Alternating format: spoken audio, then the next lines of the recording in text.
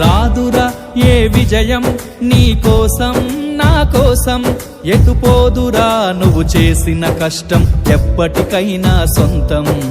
కాలంతో పయనించేవాడికి కానిది ఏముంది, సాధనతోనే సాధ్యమవ్వునని సదాశయంతో సాగర ముందుకు. రాదురా ఏ విజయం నీ కోసం నా కోసం, ఎటుపోదురా నువ్వు చేసిన కష్టం ఎప్పటికైనా సొంతం.